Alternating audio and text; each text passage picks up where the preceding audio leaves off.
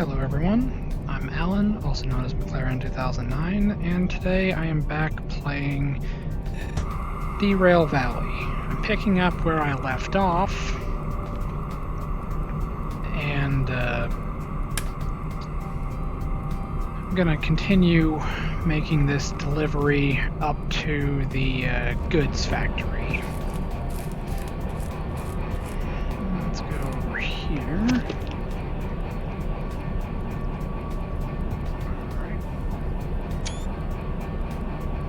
That. Why am I running away? That's reassuring.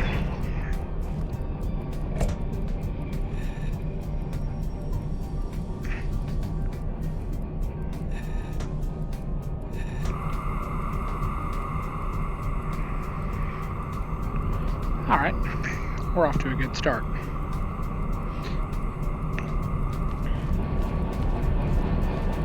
Alright, we need to pair this with this locomotive.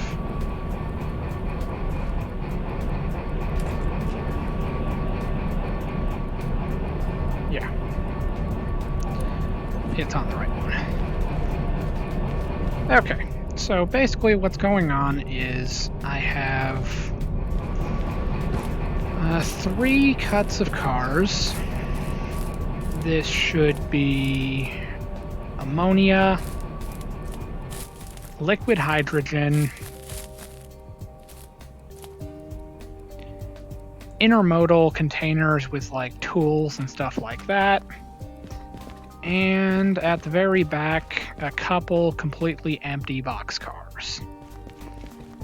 So now let's run over here and get back in our locomotives before they roll down the hill, because clearly the independent brake is not that good.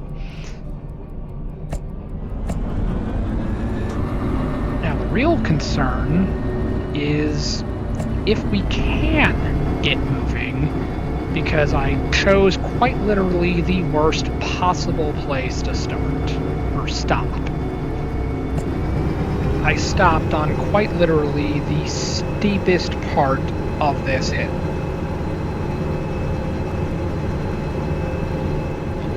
But luckily, we do appear to be moving.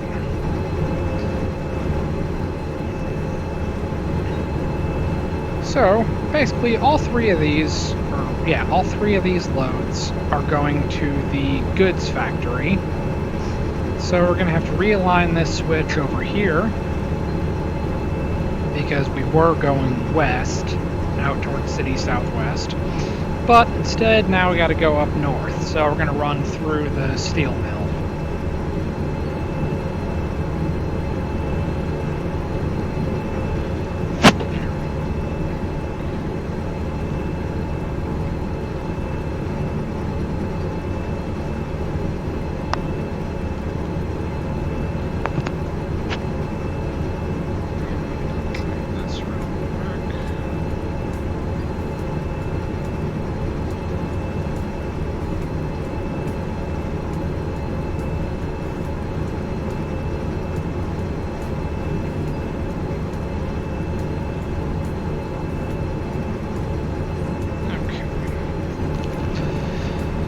Alright, let's keep an eye on the speed so we don't go too fast up this hill.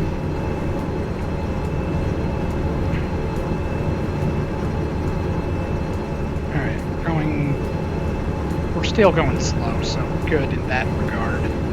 But we are still gradually gaining speed, which is good. It means our 2 locomotives here are strong enough to carry this load up this hill. But we kind of already knew that, considering these can apparently hold like 1,200 tons each, and all 3 loads combined are like 1,000 tons. So these 2 locomotives are more than enough to get up this hill.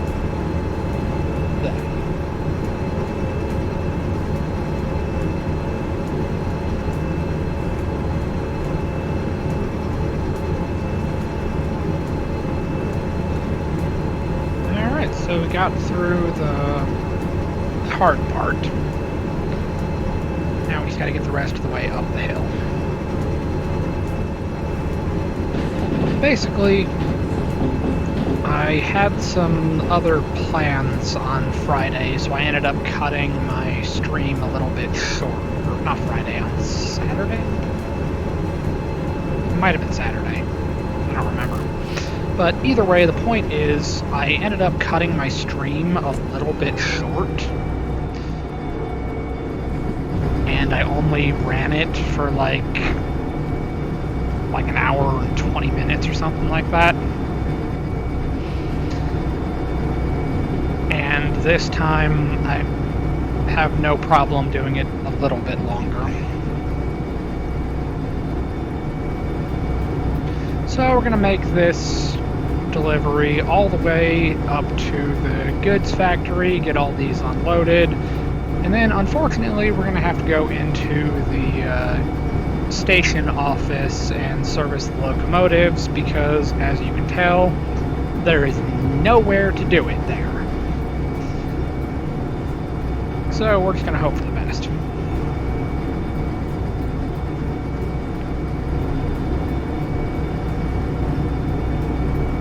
And we're still under 40. So we're doing good in that regard. Alright, now, just for the sake of argument, let's take a run back here and look at what the couplers look like.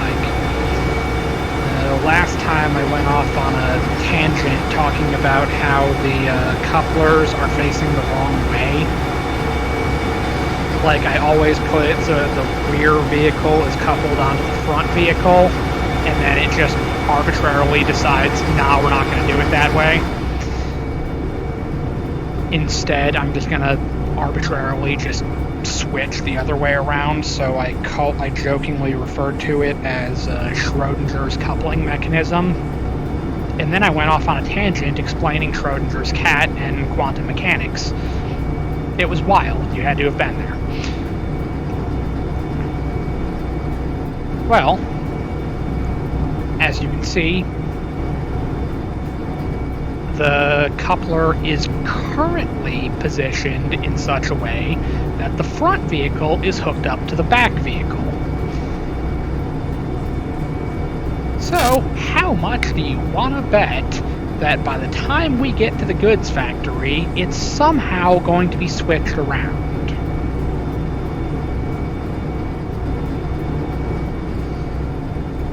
Why does it do that? I don't know.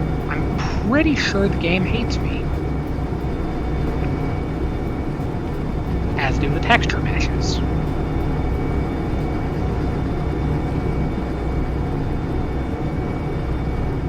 But you know what's really the sad part about all of this?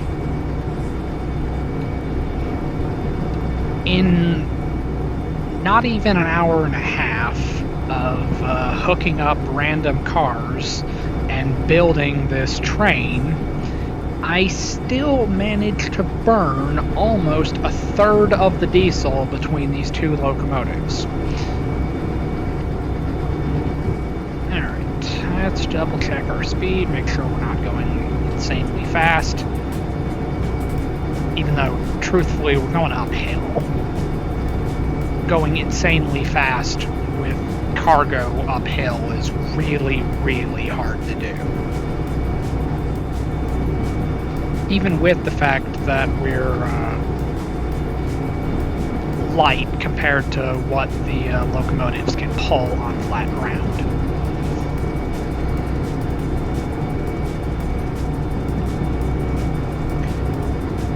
Now I've been messing around.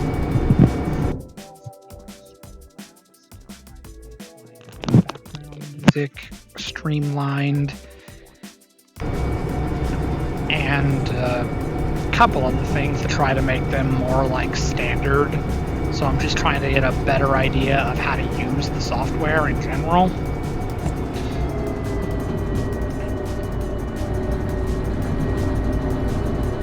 I'm finding out that there's like settings to make like the music player its own standalone dedicated thing, instead of just like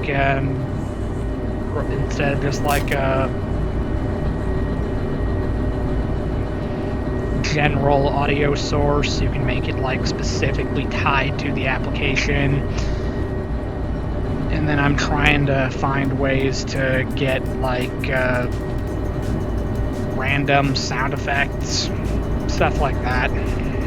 Still working on getting that all set up, but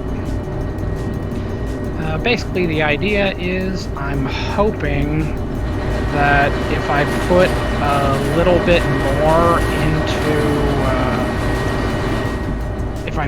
bit more effort into what my stream looks like overall, and make it a little bit more professional, I can start to kind of grow a little bit. Because I didn't think it was going to go anywhere, but I actually do see some growth. Hang on a second.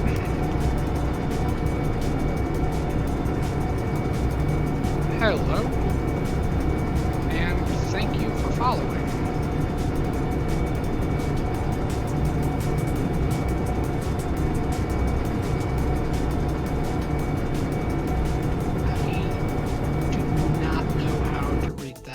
Sorry, but thank you for following and thank you for chatting.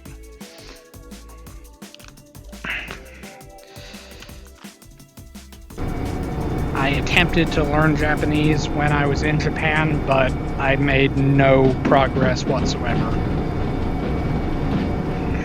So I do have to apologize for that.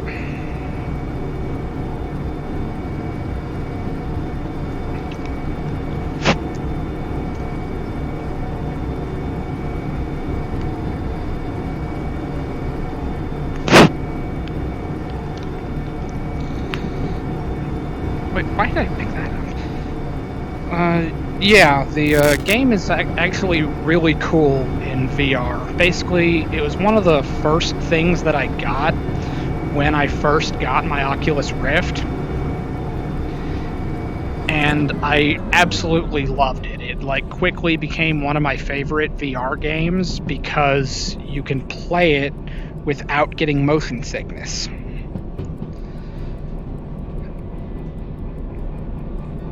And it's just really cool because while I have the VR headset on, for all intents and purposes, I am standing in what looks like a diesel locomotive, and I can actually use my hands to interact with the controls. And that made it like the coolest thing ever.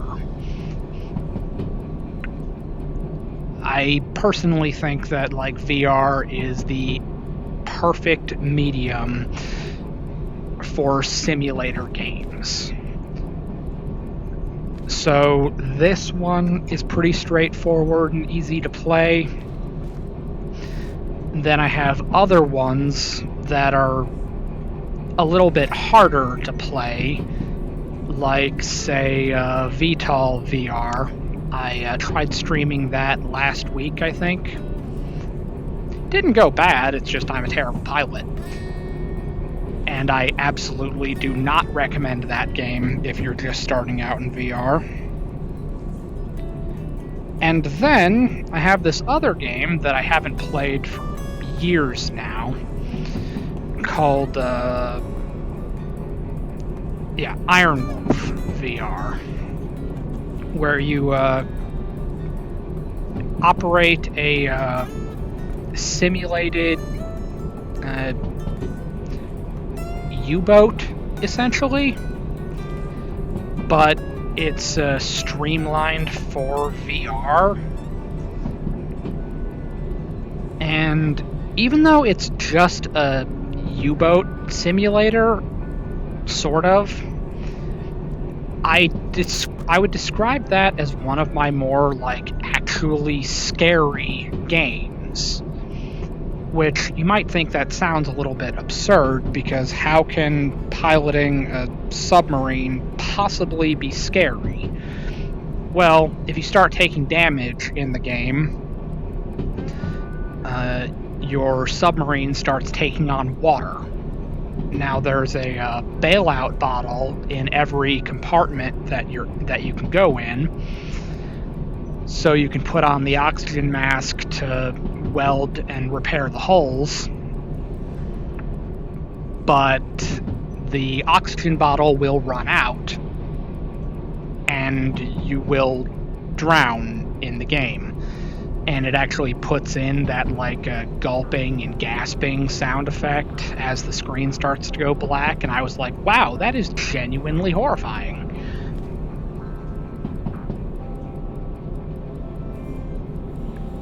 Yes, I actually do post my videos on YouTube.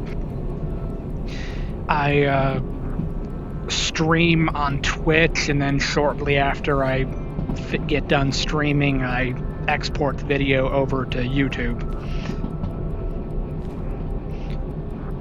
Basically, I like using Twitch for longer videos. The best examples that I've got are Derail Valley and Train Sim World. Without fail, every time I've ever tried recording a video of either of those games, it is always well over an hour. Even with the short, easy jobs, the video is still going to take an hour to complete. And then if I take an hour to record it, it's going to be like 3 hours editing it, so I figure it's better to stream it. I get more interaction with the audience, and surprisingly to everyone, even though this is not by any means a popular category on Twitch, people are still watching it. And then when I send the videos over to YouTube to kind of boost the engagement and keep putting content out there, those videos are the ones that people are watching.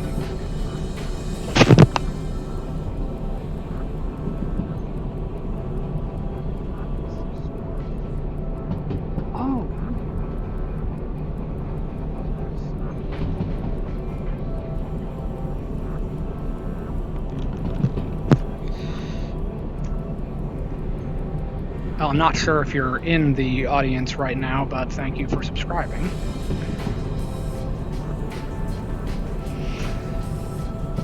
Yeah, but basically, this platform is perfect for doing the long stuff that's going to take several hours. I get more interaction with my audience. It's still kind of small, but it is growing, surprisingly enough. I get more interaction, I can talk to people, and it just seems like it's better for my random tangents and storytelling in between playing games. By itself, Derail Valley is not the most exciting of games. And it's even less exciting because I play it in probably the most boring way possible. I do every job slowly and methodically. I individually couple the cars by hand. I only use the remote if I absolutely need to. Or I'm somehow pressed for time, and I'm in a bit of a hurry. But I just take my time with everything. And then when I'm going down the track, I try to be really conscious of the speed limit, and I try to stay under the limits. And basically, I've just made peace with the fact that I'm never getting a time bonus ever again, because I'm just too slow. I'm doing everything as if I was actually doing it in real life. So it would be as if I would be the perfect candidate to start off when the simulator update comes out by putting it straight on realistic, because I'm playing in VR. That external camera and UI stuff, I know they're planning on doing something different for those of us that are playing in VR, but as they are for the flat monitor version, that's just a vomit-inducing nightmare, and I do not want to do that. Now, in the comments on Discord, they've implied that it's going to be something completely different for VR, and I think in one of the comments they said that instead of it being like a third-person camera like you would see in something like Train Sim World, for VR it might be more like that. It might be more like the game where you're standing away from it and like you're controlling like a train on a train table. Kind of like another VR game that's out there, but I can't for the life of me remember what it's called. And when I read that, I was like, okay, that seems pretty doable. But just like if I was hypothetically just hovering over there, and then my facing was relative, or where I was looking at the train was relative to where the headset is pointing, I can just see now I'm going to be ripping my headset off and throwing up if that's the case. And even though I have like 600 hours in VR, I've only gotten sick once. Okay. Bought it because I was interested in trains in a game called Railroads Online. Sorry for my poor English because I'm using Google Translate. Okay, on your first point, Railroads Online. I also have Railroads Online. However, I have not gotten around to streaming it. I have my best luck with Derail Valley and Train Sim World, so I've been sticking with those. However, I do play Railroads Online. Although I have to admit, I did recently just wipe my server because I randomly decided that I built every industry the wrong way. So I wanted to do it over. And then I got started, but I didn't lay any track that I liked, so I still have to kind of like kick myself to get back into it. And with your second point, don't worry about your English being bad.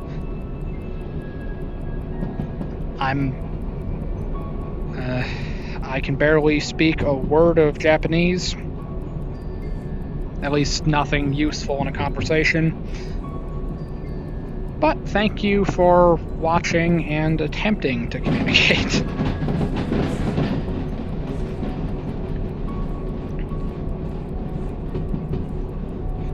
I've pretty much exclusively played this in VR. I think I tried playing it in the 2D mode shortly after the Overhauled update came out, but they hadn't streamlined the controls yet, and it was still like in its very early stages and kind of a mess. So I played it for all of like 5 minutes, and then I had to stop because I was just like, nah, I can't make heads or tails of this. So I'm just going to stick to VR. You don't have any controls you got to memorize. You just got to know which thing to touch and what it does, and then you got to slowly figure out when to do it. Like, I used to avoid using the train brake whenever possible, because once you release it, it's got to build back up air pressure. Whereas the independent brake, I can apply it and release it until my heart's content, and as soon as I release it, I can keep moving again. But then when I got into playing Train Sim World, I found out that the independent brake, while it does work, it's not very good for slowing down a train. So you want to use the train brake more, but there's a catch. You have to know how to use the train brake. So what I've seen that seems to work for me is you just crack it open, wait until you just open it up far enough that you see your speed start to drop, and then just pretty much immediately release it. You'll keep slowing down while you're building up pressure in your brake pipe, but the brakes are releasing gradually over time. But nobody teaches you that. It's just something that I've noticed works. Even in Train Sim World that brought this to my attention, the tutorials don't teach you how to do it. Luckily with Train Sim World 3, they did fix it, and the tutorials are a little bit better.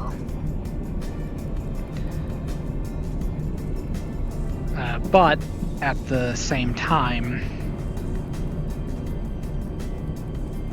it still leaves a bit to be desired. But I really love this game because, well, you can kinda learn it through trial and error. The game allows you to fail in, like, spectacular ways. Like, you can cause all kinds of chaos. You can destroy the cars, the cargo, you can blow up entire stations. You can learn through some of the most absurd ways possible. Or you can approach it like I do, which most people would probably say is boring, and just approach it like you would a real locomotive and a train car and train cars, and do everything carefully and methodically. But the reason that I do it that way is because I'm trying to go to work for the railroad in real life. So I'm trying to get a feel for how you would really work with this equipment. Now, that being said, Derail Valley is not the best example for how to properly interact with rail equipment, because you may notice that while this is a locomotive and it was inspired by something diesel-electric, until the simulator update comes out, it doesn't really behave like a diesel-electric. And you'll notice, if we knock off the throttle real quick, we go back here, look at our engine compartment, you'll notice that the engine, if you played Train Sim World, you'll know that this should be back there, and this should be on this side, but it's not. And then you look in here and find out that if you look at some of the other console setups in real locomotives, you might remember that the location of the dynamic brake and throttle levers are reversed. The throttle you should pull back, not push forward. And there's just a bunch of other stuff that it doesn't really matter in the grand scheme of things, but once you know that it's there, you kind of don't stop seeing it. And then I was talking about how it doesn't function like a diesel electric. You'll notice that when you fire up the engine, if you put the reverser into a position and you go back to the engine compartment and you pull that prime lever, if you have the brakes released and the reverser set, pulling that lever will actually propel the locomotive. Whereas on a diesel electric, the engine would basically be providing electricity for the traction motors, and then the throttle would be actually controlling the voltage going to the traction motors, or the current going to the traction motors.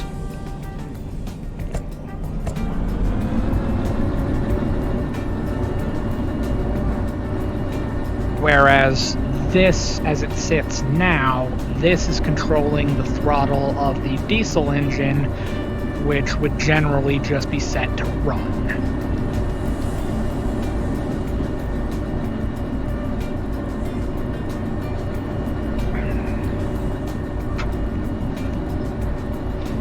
So, in theory, we'll burn less diesel when Simulator comes out, because we'll be using more electricity. But the engine will still have to work harder to maintain the electricity for higher throttle settings going to the traction motors. Alright, we gotta go into the goods factory. And we're coming up on the switch.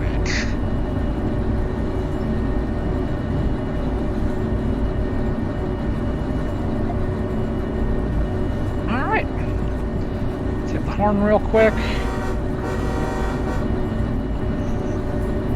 because it is partially, or I should say it's slightly uphill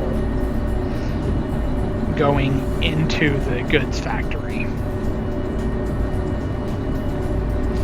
and I'm hoping that my switches are still aligned.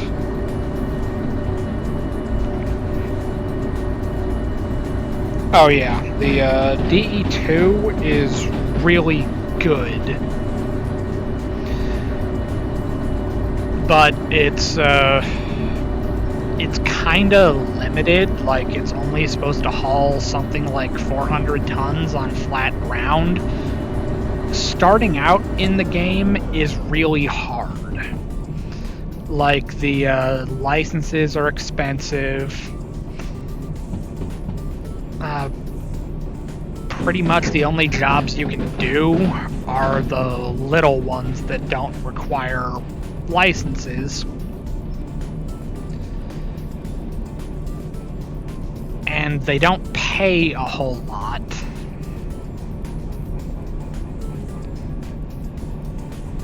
So it takes a long time of doing those, like, relatively simple jobs to try and build up money to get more licenses to do more jobs and to get more money. But the good news is, when you're starting out, if you actually if you try to, it's easier to get the time bonuses when you're starting out, because you'll notice when you look at your stats tab that the more licenses you have, the harder the time bonuses get. And as to what you were just saying on stopping on uphill, oh yeah, that happens a lot.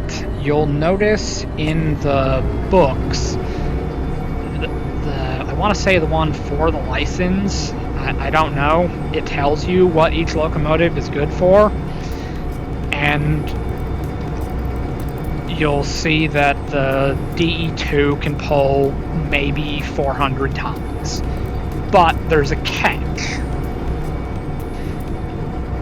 that nobody explained until I started watching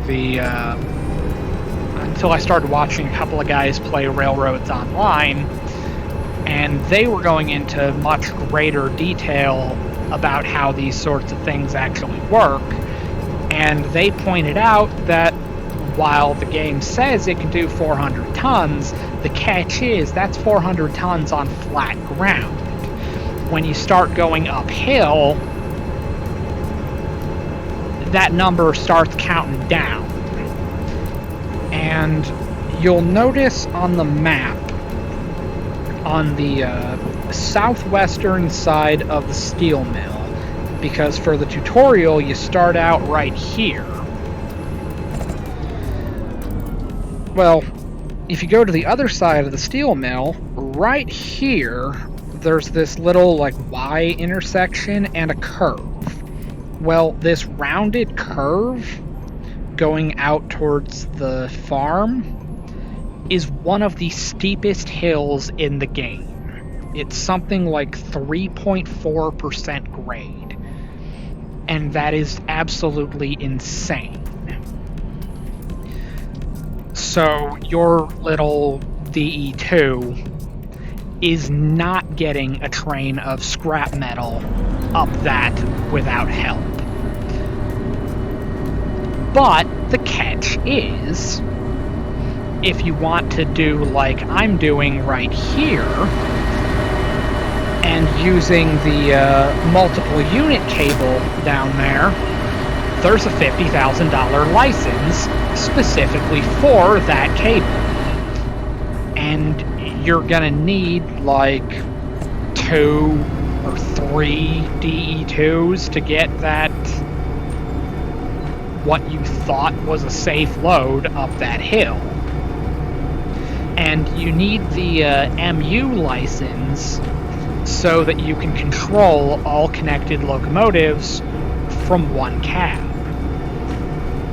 Whereas, if you don't have the MU license, instead you have to use this thing. And this thing has a solar-powered battery. This thing isn't cheap. I want to say it's like 30 grand, and you actually have to go all the way to the machine factory to buy it. I think. I might have it backwards, and it either came from the goods factory or the machine factory. But it's one of those. And if you don't have the MU license, you have to control your second locomotive with that. And as you can see, we're inside of a sealed box. The solar panel won't charge while you're in here.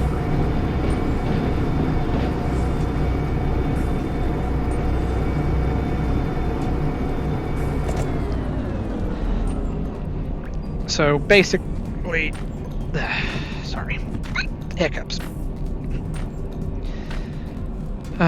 Basically, this part, controlling multiple locomotives with the remote and then also working the controls in here, while that's doable, it's not the best of systems. Gotta turn this on real quick, and we gotta jump off. Alright, we're aligned to go out here. And let's see, don't need that one. E7. Oh, no, that's... Alright, So hazmat's up front, intermodals are in the middle, and logistics is in the back. Oh, actually, so I need to get the logistics one first. Alright, so let's grab this one. D1S. Okay. So, to show you what this thing does... Oh, put that back.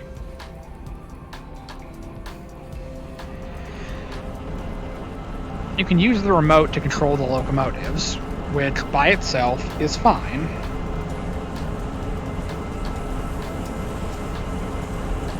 Yes. If you're using multiple locomotives, you can carry more stuff. So, these loads are barely heavy enough for one of these by themselves, but it is a little bit heavier, so having two locomotives makes my life a lot easier, especially going up that sort of steep grade leaving the harbor.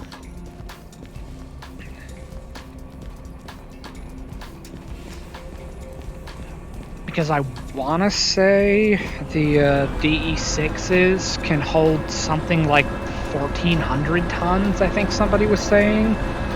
But once again, that's 1,400 tons on flat ground.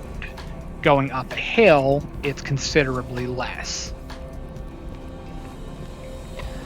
So if you don't want to have to essentially rev the engines to hell and back, and by relation, you don't want to burn too much diesel, connecting multiple locomotives makes pulling the load easier.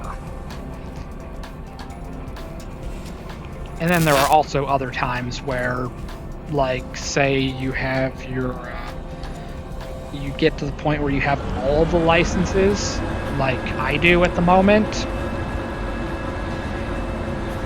and you start doing the nuclear fuel runs.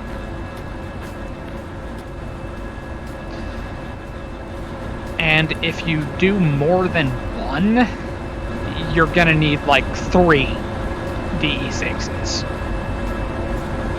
just to get out of the harbor.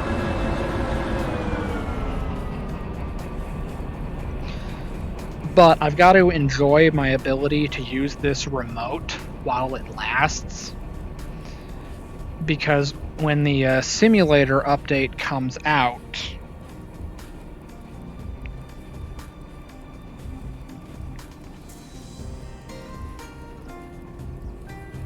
when the simulator update comes out, you'll no longer be able to pair the remote with the DE6. They're trying to make it less overpowered and just something you use to go over the road. Now, with that, about not being localized in Japanese, I don't know what all languages they're working on, but supposedly with the simulator update, they're gonna put out applications for translators to make all of the aspects of the game shown in different languages. Like, everything's in English right now, and it'll still be in English, but it sounds like they're making it so that it's in more languages. I'd have to imagine that things like Japanese, simplified Chinese, Russian, Ukrainian, German, Spanish, all that sort of stuff, I would imagine if they find people that are fluent in those languages, the game will probably be made so that it can be understood in those languages. And it'll be like part of just when you load up the game, it sounds like you'll be selecting a language.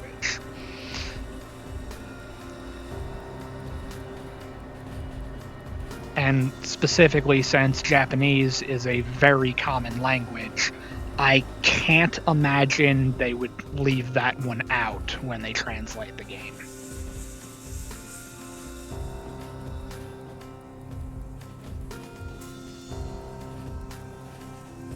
But that's just me. I don't know that for sure. I just know that they absolutely are translating the game into other languages.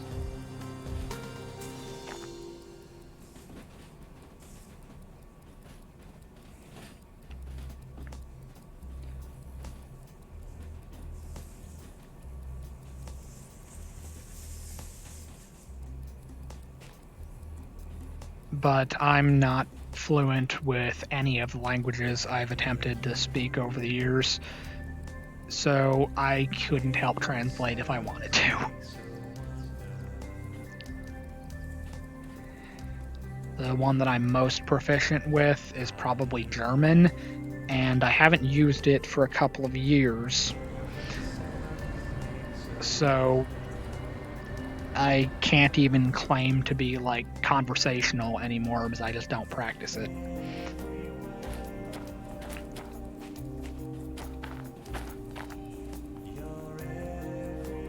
Alright, I need to figure out where... Oh boy. Wait, what? Did I get the wrong one?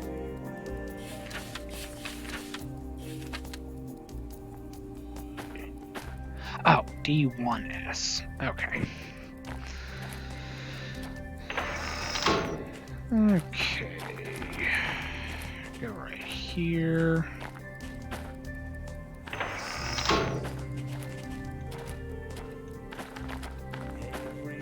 Alright, we are just barely past the switch. Alright, so train brake, independent brake. Release the train brake, switch to reverse, throttle up. Release the independent. And let the sparks fly.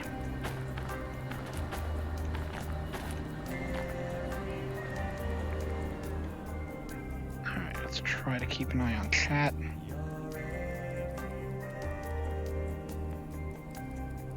I have heard a lot of people say stuff like that.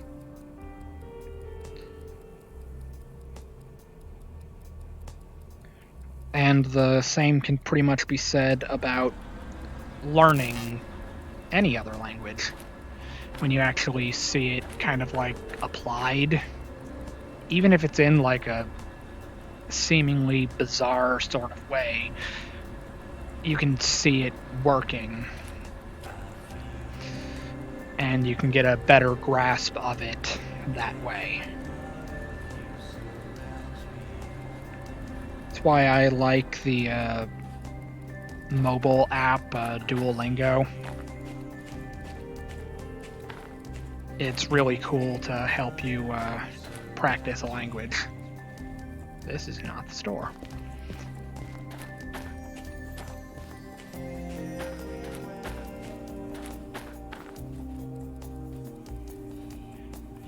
I was gonna go hop into the store to see if it was here or the machine factory that has the remote, but don't have the remote or don't know where the store is just yet.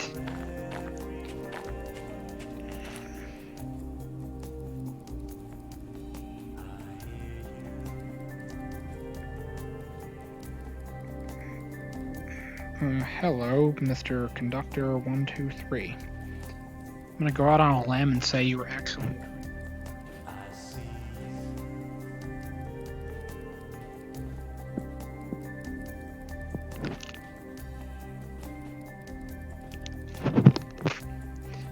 Oh.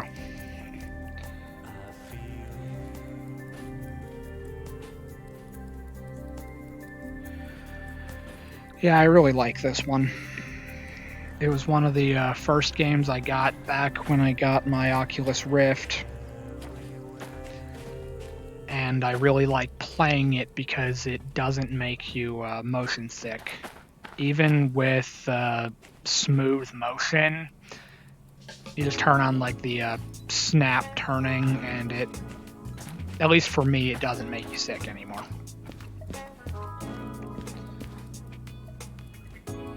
Found out it was a little bit more complicated to stream it in VR.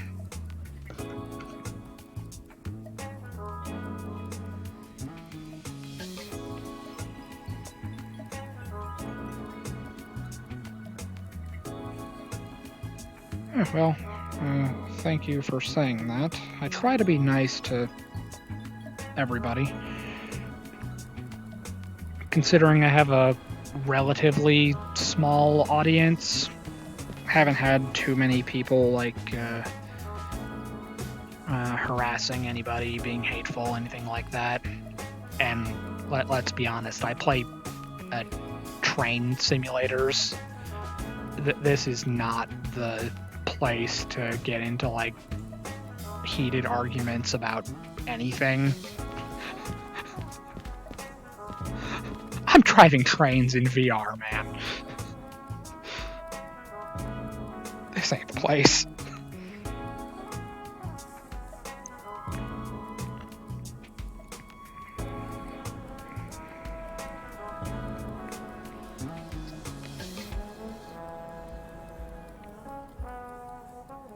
Alright, what do we got over here? Alright, all we gotta do is just shove these empty boxcars in this space. So in theory, let's jump up here. There's the sign, so I don't even need to get to that hopper or gondola over there. Because all I gotta do is just get the boxcar past that sign.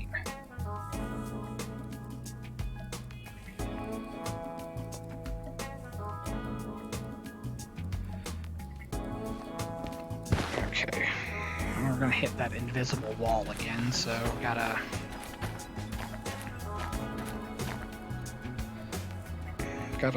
power through it. I always refer back to the comment that I got on Discord when I asked specifically, is this problem going to be fixed? Where you hit like invisible barriers on the track that like just kill your speed. And I finally got around to asking about it, and they responded and they were like, yeah, we know that's a problem. Apparently it's tied to the switches and not to the track itself, but they do definitively know that it is a problem. And it is being fixed in Simulator. You won't have that problem when Simulator comes out. Alright, logistics hall. Oh boy.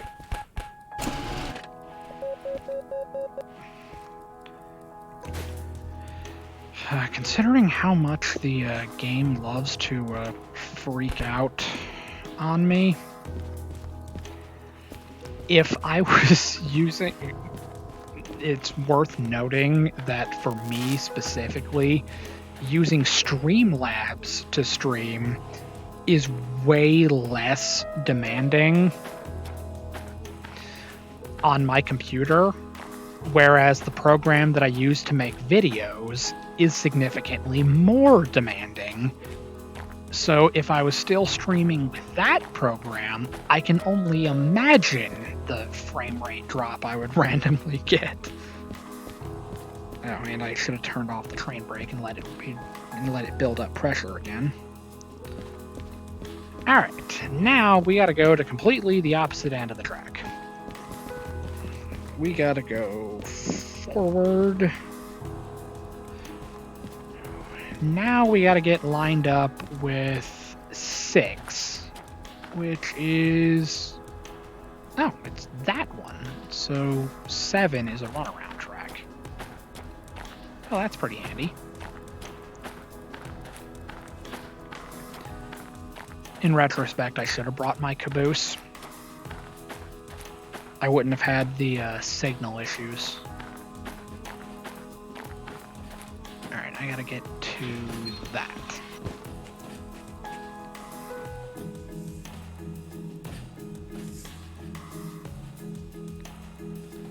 Alright, gonna need to speed up a little bit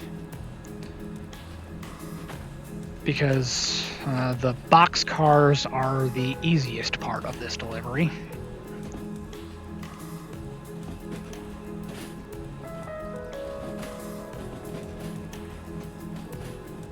Alright, so let's ease off a little bit. Alright, there's that. Apply the train brake, apply the independent. Oh, damn it, I went to the wrong one. Well, that's the wrong one.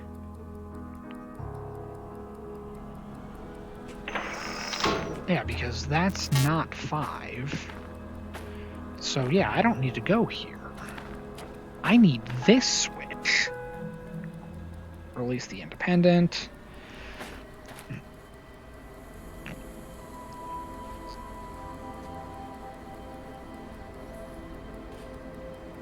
Okay. Alright, so yeah, I need this switch. I'm at the wrong one.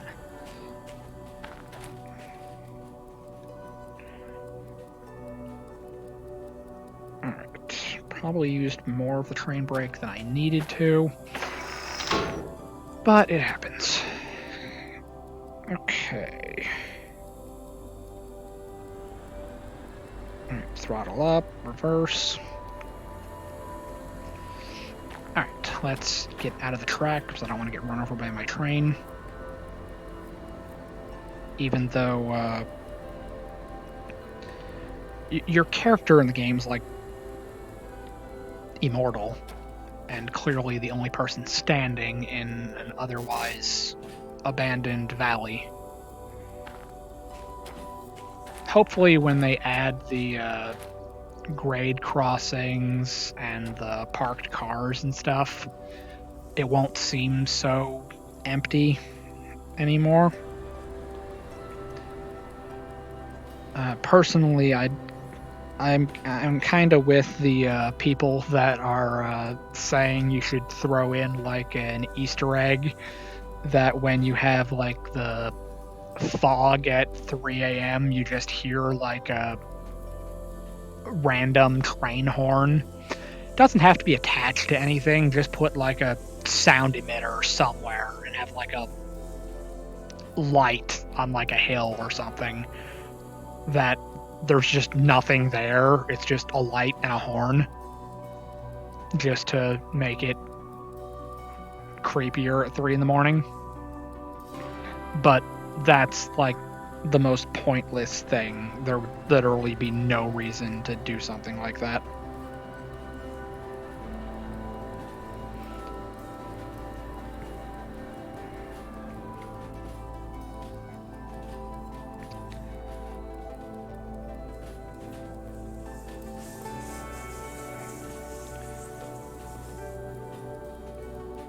I'm thinking it's this switch here that's causing the problems.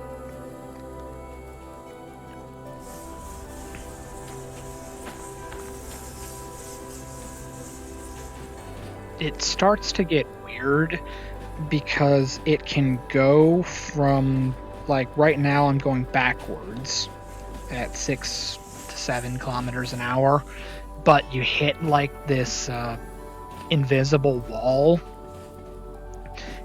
and you might end up somehow going forward even though the reverser is going backwards and you have momentum. It just gets messed up and things get weird quick.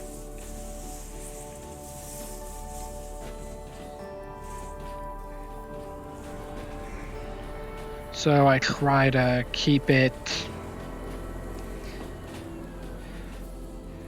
at a good enough speed. I generally want to stay under 20 in the yard, even though all of the signs say you can go like 50, 60.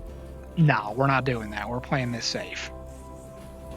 Especially since my hazmat train here is kind of like a bomb of things that should probably not be shipped together, or at least not without being segregated around something else. Because here we have liquid hydrogen, and here we have ammonia. The only time I've ever seen ammonia shipped is anhydrous ammonia, so it doesn't have any water. And by relation, minimal hydrogen. And we're shipping it next to hydrogen. If this leaked and it combined with that leaking, things would get really bad really fast.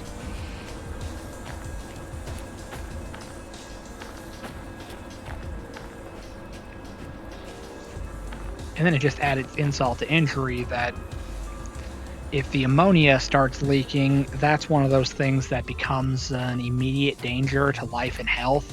So you've got to wear a fully encapsulated level A bubble suit. And I don't know what the ambient temperature is here in Derail Valley, but it gets hot in those things. And the funny thing is, I only ever wore a training one that was ripped.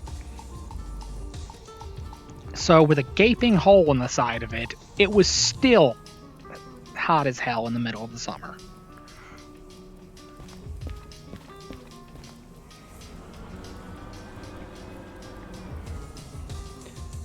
But my Haswapper video on YouTube is, I guess, a controversial subject. Because we weren't trained properly. Or at least that's what the commenters tell me. Despite the fact that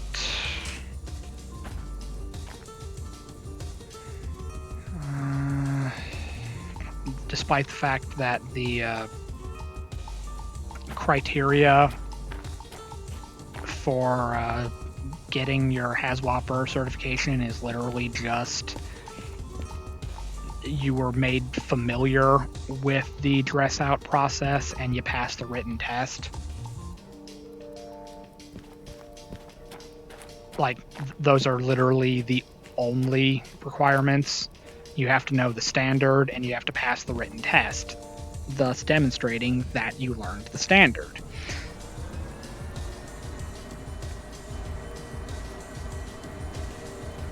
It doesn't even say you have to actually you don't actually have to dress out technically.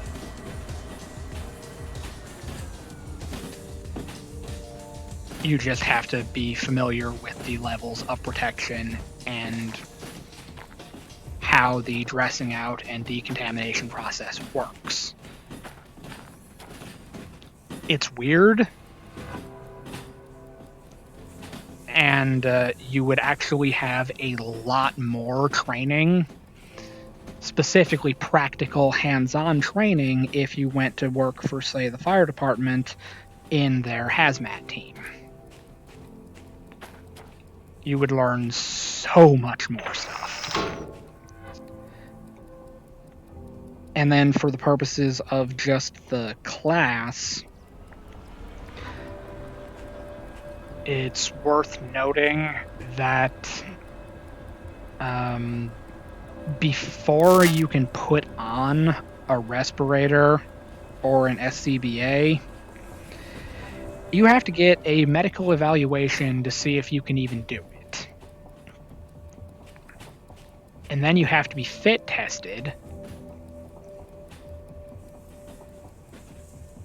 You have to go through a whole bunch of training just to be able to see if you can put it on.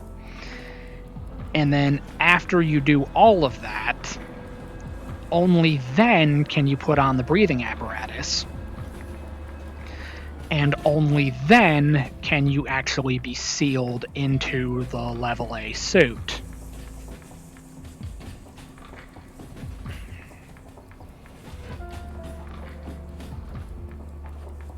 So that would take what's only a 40-hour class by OSHA, and it would make it into between 60 and 80 hours to actually be able to wear the suit.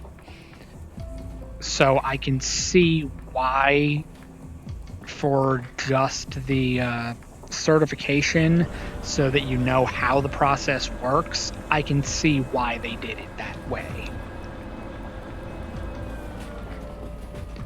But that's just me. And let's make sure we're going to the right one. Yep, D5. So all we gotta do is get that ammonia tanker past this sign.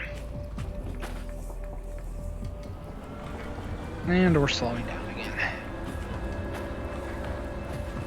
Basically, there are a ton of things that I'm really excited about the simulator update.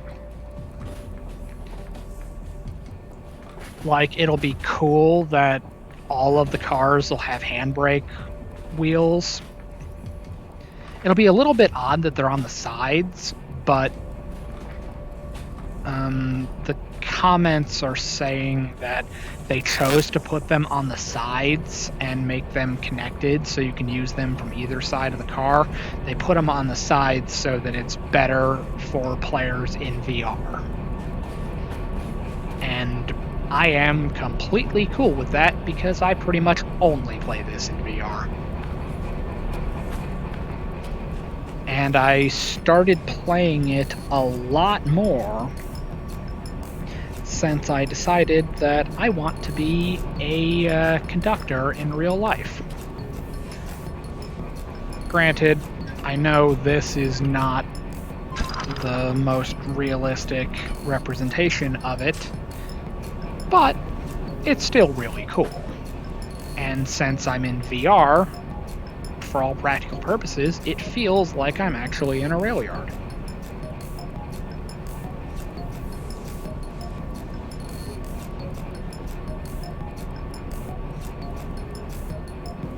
So, let's pull forward a little bit.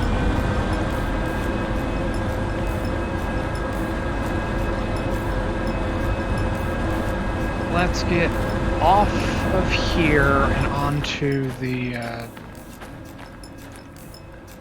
let's get over here.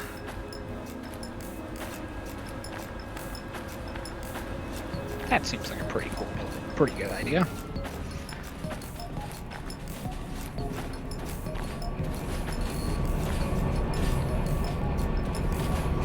We'll get past this switch here.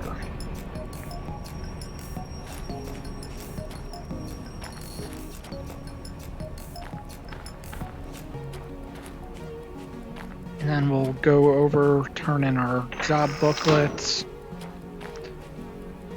Actually, before we do that, let's turn this off.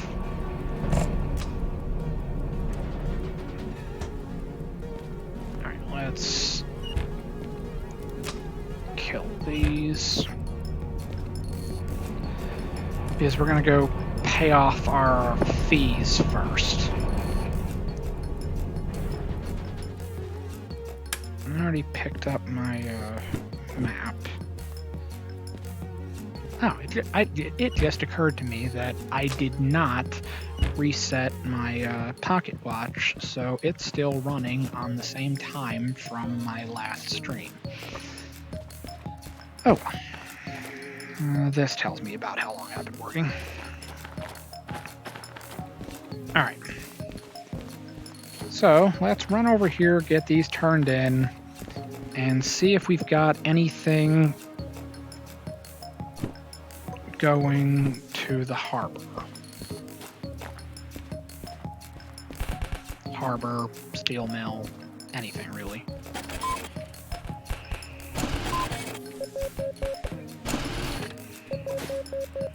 And 50 grand. All right. It was only supposed to take 24 minutes. It took 2 hours longer. But, as I said in the beginning, I do everything slow and painful in this game. Alright, so this might actually be our best bet.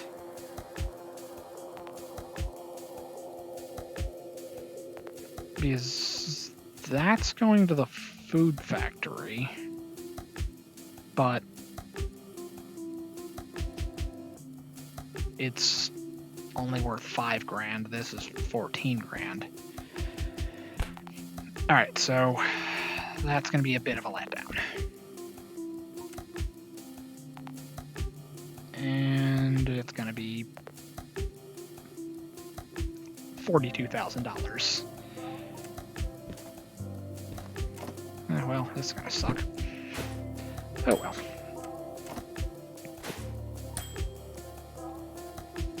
So I've barely made a profit on this trip.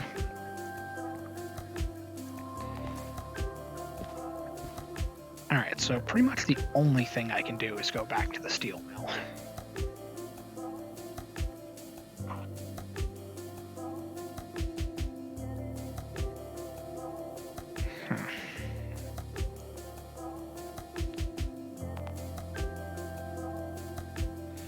Alright, what I'm thinking is I'll probably pick up on that next time. It's only been an hour and a half, but I completed the job that I was planning on completing, and then we'll go over here and get the switches aligned with the scrap cars. Let's see. Should be a train of outbound scrap metal. FH3. Yep. I have worked on cars like this, but the ones that I worked on in real life didn't have these doors. It was just a sealed box that you could just throw anything into it. They didn't have the access hatches on the side.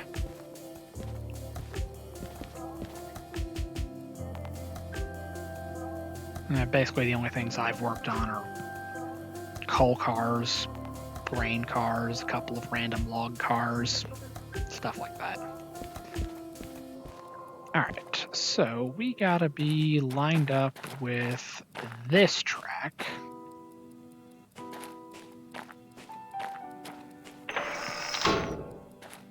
Yeah.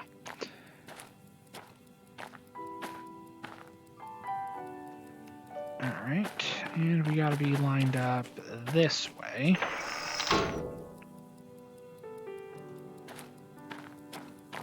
Alright, so all we gotta do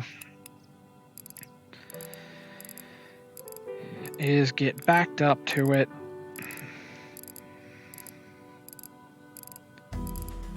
And head down to the steel mill, where presumably we'll be able to get some rails or something going back in the direction of the harbor. But before we leave, let's run over here, because I think I see... Yeah, it's right here.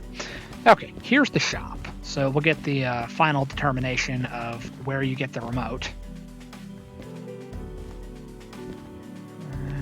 Cassettes, shovels... Okay, I think that pretty much settles it. You get the remote control from the machine factory, not the goods factory. Which, I mean, I guess it makes sense, considering the cars, excavators, tanks, all that stuff is made at the machine factory. So it only stands to reason that that's where you get the... it's like that's where you get the remote. So this thing that is kind of like the old school way of doing multiple units before they gave us the multiple unit connection. You had to do it that way. And let's go check on Schrodinger's coupling mechanism. Yeah, I actually walked back on the platform and I looked at my coupling, and the front one was connected to the back one. I have not derailed at any point in this stream, and it is already switched from the back to the front. The game is making me feel like I'm going insane. It is the most ridiculous thing for me to be bothered by, but here we are.